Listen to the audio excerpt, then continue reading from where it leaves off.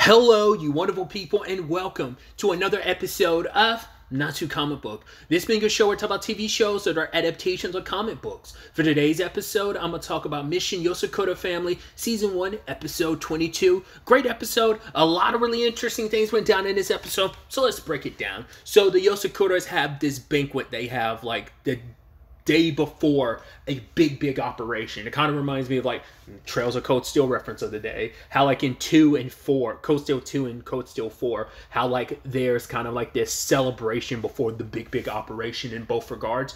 It just kind of reminds me of that. I'm sure other animes and manga have like utilized that same avenue of things, but I'm sure in general that's a big thing in probably even in real life warfare and stuff. I'm sure like before a big operation it's like a celebratory thing, you know, in general. But I'm sure other animes and manga have used it, but I still think like from a storytelling device I do like that because it gives everyone a chance to kind of hang out together, and it's just like this kind of fun event. The families have gathered, everyone really, not just the Yozakuras, but Hinagaku as well as oh god, what was his name? Was it Hishifuru, I believe? Have like all gathered around like a very special tree for the Yozakuras. It actually like has so many like sewed into it so that it actually reacts to people, like, because Tayo's blooming is on the weaker side because he's only just kind of unlocked it. He hasn't really gotten full control of it yet. Because of that, he's reacting to it, whereas like no one else in the Yozakura or who has Yozakura blood in him is reacting that same way. It's because because his is on the weaker side, and I guess it kind of represents how like there's so little summoning in it, but there's enough that it kind of reacts to Tayo's because Tayo's kind of on the same level in a way. So, but it's like, yeah, it kind of has all the benefits, restorative properties of being in a hot spring and stuff. So. But I love, like I said, just a celebration all around. The fact is that Tayo's two stalkers are trying to out-stalker each other. So it's almost like this yandere versus yandere, which I believe I've come across it. I've never read it, but I know there's a webtoon that is based around that. It's basically two stalkers fighting each other. I can't remember, was it Stalker X Stalker? I can't remember what the series is actually called, but it's two people who are yanderes for each other, like trying to outstalk each other. It kind of has that same vibe to it. I just love, what was it? Like I said, I think his name Hishifuru showing up and just like caressing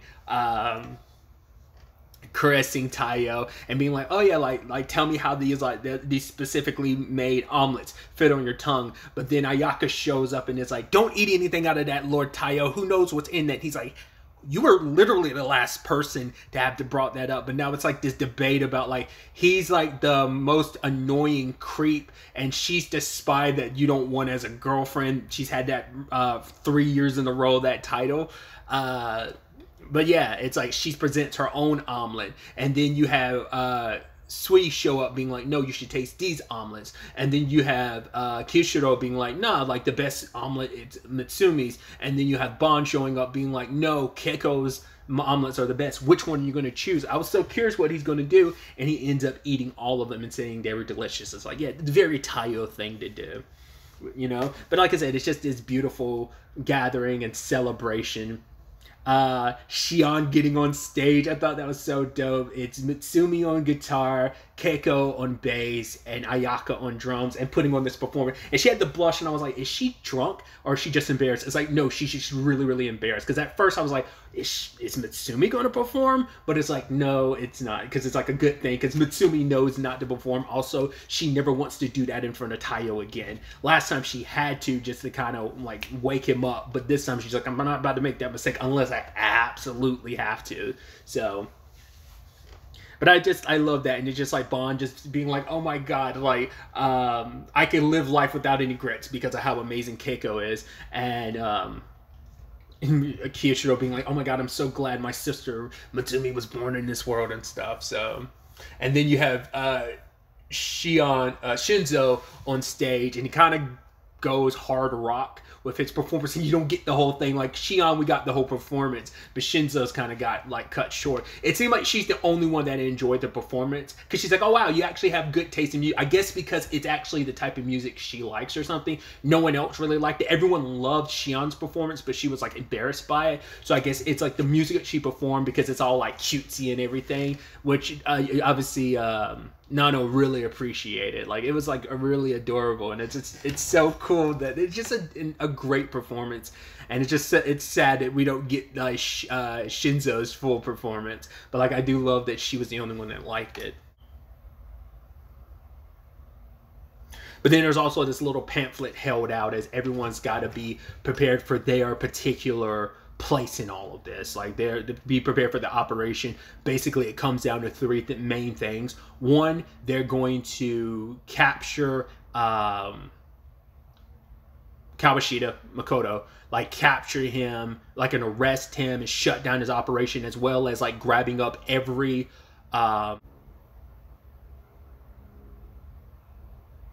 Harazuka like sample that they have.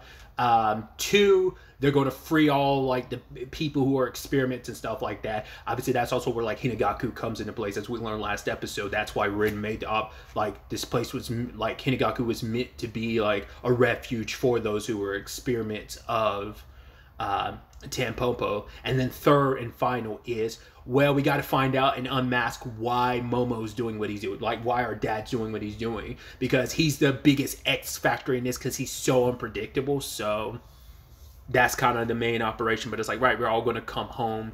And before all that pops off, you know, Kishiro drags away Taiyo and talks about something very important. I did think it was interesting that it's like, right, we see the symbol on the grave, but like it's not actually engraved. There's no like marking for their moms. And Kishiro says like, right, it's an empty grave, because Tampopo, he's like, they definitely have our mom's body. There's no way they would have been able to advance the Hazakura, like they would not have been able to advance it to this degree if they didn't have a Yozakura specifically. It's like, right, the blood and everything. So it's like they most likely have our mom's body.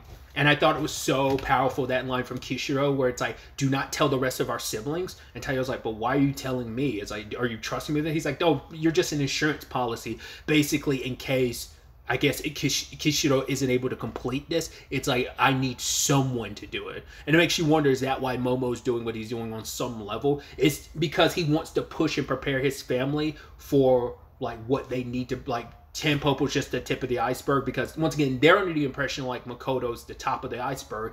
And even last episode, I think it was even Seiji being like, yeah, but we don't know if he is. And I don't think he is, because there's someone that Kawashita was like, oh, talking to Momo like a couple episodes back, being like, yo, you got that person's respect, and I'm kind of jealous of it. So I think who's ever at the top of Tampopo, or maybe Tampopo as an organization, like maybe it isn't someone that's at the top of Tampopo, maybe someone's connected, like maybe they're just a powerful person who Tampopo serves. Like it seems like it's the same thing, but there is a delineation of like, is a person the leader of Tampopo, or are they just someone, an outsider that uses Tampopo? That's a big question. So, but it's like, yeah, like, is that why Momo's doing what he's doing, trying to find his wife's body, or what? It, like, because he, once again, everything he's done seems to have benefited the Yosakuras. So it just seems like he's doing, once again, especially all the Taiyo stuff, because he's like, he needs Taiyo to be in a position to defend her in a way that no one else can. Like, I don't know if Momo saw him and like saw more potential in him than anyone else. I mean, we know that Momo has, like, as Bond said like last episode, like he is the fastest learner I've ever like come across. So I don't know. I am curious. Like, once again, I made a mistake, like thinking like I was wondering, is Shirai going to end up being their mom? Because I saw like Shirai in the opening and I thought that was their mom. It ended up not being. But there's another person where you see the Yozakura like emblem like in their eyes, and the other eye is kind of covered up, but you see it in one eye, and I'm like, is that going to be their mom? Because I had a feeling, I'm wondering if that's going to be the case of like, are they kind of puppeteering her dead body type of situation, or like did they kind of like Frankenstein her and like bring her back to life type of situation, but she works for Tampopo? Like, I wonder, is that, would that, because like I said, there's like a, because she has white hair like Shirai, she has white hair like Shirai, so I think that's. But like, there's another person, like it almost seemed like they might have been like in behind a prison door or something like that. Like it has that like that little slide type of eye level. So I think that might. I don't know. I could be reaching, but I've seen that person from time to time being like, that's not their mom. Like I said, I was kind of because I was almost thinking that person and Shirai were the same person. That's why I was kind of thinking. But let's also not forget, like, look at Mitsumi, like the streak in her hair. It's like, you know, the person has similar hair in that regard. So, and they've also kind of constantly made the point of, you've seen her face a few times, but a lot of times they obstruct her face. But I think it's also because so many of them were so young when she died, they probably don't remember her face a lot. So I think that's what's meant. I think there's only been like once or twice we've seen their mom's face, I think. Every other time you only see like a fraction of her face, like from like the nose below, like you never see like her eyes and stuff. So it feels like they do that for a particular reason, but like I said, it could just be also just from the perspective of the siblings were so young at the time. So, but yeah, getting back to it, because I strayed so far away from it. The reason why I was also bringing up the Kishiro of it all too is because he was saying like none of his siblings should have to bear the weight of that. As like the eldest son is like, it's my responsibility because I don't want any of our siblings to see our mom's body in the condition that it's in. Like I will bear the responsibility of that need be. Like I should be the one that bears that horror. And I think he's like, as the oldest, but also I think to punish himself for the Mitsumi thing, which probably ties back into their mom situation. Maybe it doesn't. But like having feels like he failed, like he once again presents himself a certain way, but it's like he's burying all that beneath, like all underneath all of that is just this like self-hatred he has. So I think, you know, as someone who lost his family and would understand like if the bodies of like his mom, dad, or brother were taken, like he'd want anything, like, you know. So Kishiro was like, make sure Mitsumi doesn't find out. And part of me wonders, she comes up later on and it's like, oh, I don't know what, I'm not going to ask what you guys were talking about. I wondered, did she sneak by them? But it's like Kishiro's sharp. He would have picked up on if she was nearby. So she probably didn't hear what they said, but she's trusting Taiyo enough to be like, no, I know you're going to, you know, I just kind of come back and be okay, you know? And I believe in you and trust in you, so. Poor Kishiro gets, you know, knocked out and dragged away by a drunk Futaba. And as we learned a couple episodes back, does not take a lot of alcohol for Futaba to kind of while out, so. But either way, the next day comes and it's time for the operation. I mean, there's not too much to talk about on, like, the Tampopo front, considering, like, well, they were kind of having their own celebration at the same time. There's always this interesting thing of how much does Makoto actually know versus how much, like, Momo keeps to himself. Because, once again, Makoto, like, a lot of times we see him away from, like, the Yosakuras and stuff like that when he's just with, like, Tampopo in general. He's acting kind of foolhardy, and it's like, oh, like, there's levity to, like, the villain that he is. He's kind of quirky villain and stuff. But then, like, when he's in his villain bag, you're like, I hate you. You're so... Like, him being quirky makes you hate him even more because you're like, oh, like, it's meant to be a kooky villain, but it's like, I hate him because of all the terrible, disgusting things that he does. I feel like it's meant to bring that out on you, but, you know. Even villains have their own bits and stuff like that, you know? But either way, they're kind of celebrating in their own capacity. Kind of being like, yeah, like, we don't have to worry too much about the Yosakuras making their way here, but the Yosakuras do. And, you know, Kawashida's like, how did they find us? And Momo's like, oh yeah, because of, was it Hajuka? Shirai's, like, do correct me, I've been calling her Shirai, and not unless I'm mistaken, but I believe that was like her real name. Not unless I've been calling her own name in the past couple episodes. Because I know the other name they call her is like her Tampopo name. I don't think that was her last name. I think Shirai is like her first name, and was it Hajuka is like the Tampopo name they had given, like her Tampopo alias. But it's like, oh yeah, like Momo's the one that's like, yeah, like she used high-speed Morse code that only someone in them would have been able to kind of pick it up. And he's like, why didn't you tell me? He's like, you never asked Kawashida. And he's like, oh, okay. But it's like, is he playing a fool? Did he actually know? Or is he just really legitimately not so concerned? Because he's like, well, let them come because nothing they can do as like some of the siblings. Because the only one that doesn't go down is Shion. Obviously makes sense. She's going to be from a more tactical standpoint. She's there with Keiko, Bon and Mutsumi, and Ayaka staying up there too to make sure that they can all make sure Mutsumi's okay. But yeah, they come in, like the rest of the siblings are on top of Goliath, coming in like a bullet hitting the shutter. But they send out kind of their number one, was it Akai? And it turns out her percentage is 512% when it comes to the Haruzuka, which I thought was interesting because it answers a question I had previously of like, I didn't know if Shirai was top dog or not, but it seems like, because her percentage was only 100%, so I believe she's probably on the lower end. So like everyone else that's remaining is most likely stronger than Shirai. I can only assume. So it's interesting you send out the heaviest heavy hitter because it's like, yeah, she's the number one amongst them at 512%. What was that? Because I think, was it Nijiba or something like that? Or Nijibana? Like, I think that's going to be, like, the name of their group. But, yeah, Futaba's the first one out because she's like, right, like, the eldest sister might as well step up.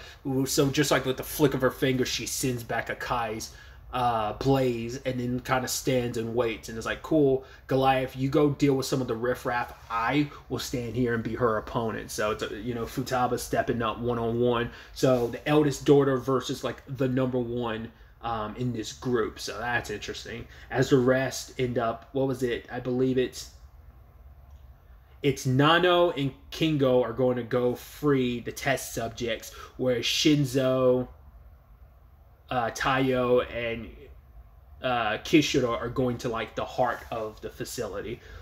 So it's going to be interesting to see what the rest of the pairings look like. If I had to bet, I'd assume like I is going to end up either fighting Kingo or Nano. I feel like out of anyone, it'd most likely be Nano, but it's because the dude that's with I all the time, he's kind of like her. So I could see like both of them fighting Kingo and Nano, but it's going to be interesting to see what the pairings end up being, who goes up against who type of situation.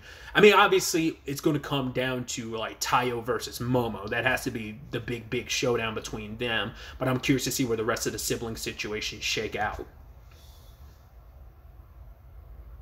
I mean, because you also have to consider like there is backup too, because Hinigaku is going to be there, Hoshifuru is going to be there as well. I'm trying to remember if there's going to be anyone else. I think that's mainly it for like their backup. So what are those tussles going to look like? Because there's enough opponents. There's a handful of opponents to go around, and who knows what else like Kawashita has like hidden in store on this island. So obviously, like I said, it's the setup episode, but obviously everything like really hits the fan next episode. It definitely gives.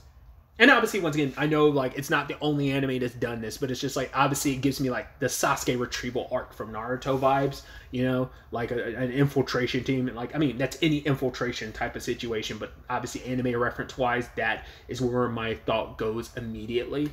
Once again, not using Trails of Cold Steel for like my example for everything, but 4 is also a great example of that, but also 2 is a great example of that, storming the stronghold type of situation. So, and especially with 4 with the whole like rescuing or retrieving type of conversation, which this is more like a retrieval, and especially the secret retrieval element to it is, their mom's body, whereas Cold Steel 4, there's a certain character needs to be retrieved / rescued, so that's a whole thing. But either way, I'm excited to see what the next episode has in store for us as the clash between Tampopo and the Yosakuras like really gets started. So, but really, that's all I wanted to talk about. To the next time we meet, be happy, be safe, live life to the fullest, and enjoy it.